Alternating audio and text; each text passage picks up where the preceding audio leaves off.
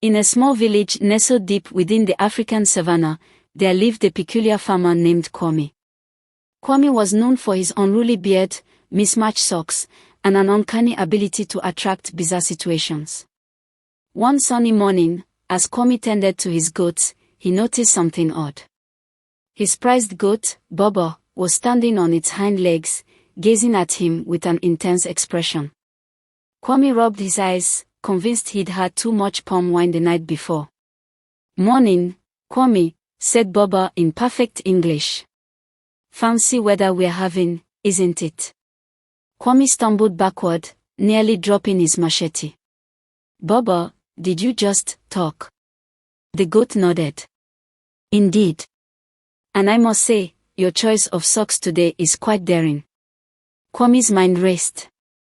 Was this a blessing or a curse? He'd heard of talking animals in ancient tales, but he'd never expected one to show up in his goat pen. Bobo cleared its throat. "Kwame, I have a proposition.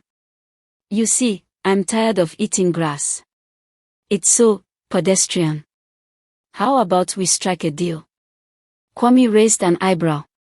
"A deal with a talking goat? What kind of deal?" Bobo leaned closer. "I want gourmet meals, spaghetti carbonara, sushi, maybe a dash of truffle oil. In return, I grant you 3 wishes." Kwame scratched his head. 3 wishes? Like a genie? "Exactly," said Bobo. "But with more bleating." Kwame considered.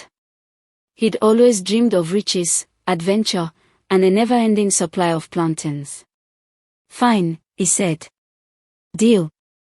And so, Kwame became the talk of the village. His neighbors watched in awe as he dined with Bobo on a candlelit table, savoring exotic dishes. The goat critiqued the chef's technique and even requested a side of pickled jalapenos. As promised, Bobo granted Kwame 3 wishes. Kwame wished for a golden yam, because regular yams were so last season, a flying bicycle, for his morning commute, and a dance-off victory against the village chief, because why not? But as the days passed, Kwame grew weary. Bobo's demands escalated.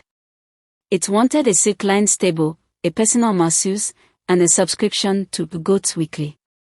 Kwame's bank account dwindled faster than a gazelle chased by a lion. Desperate, Kwame hatched a plan. He invited Bobo to a secret meeting by the baobab tree. "Bobo," Kwame whispered, "I wish for you to be a regular goat again." Bobo's eyes widened. "But the gourmet meals?" Kwame held firm. "No more truffle oil. No more pickled jalapenos. Just grass." And so, with a bleat of resignation, Bobo transformed back into a humble goat. Kwame's neighbors rejoiced, and the village chief conceded defeat in the dance-off. As for Kwame, he learned a valuable lesson: talking goats might grant wishes, but they also have expensive taste. He returned to tending his regular, non-chatty goats, content with simple meals and mismatched socks. And so, in that dusty African village, where laughter echoed across the savannah, Kwame, the goat whisperer, became a legend.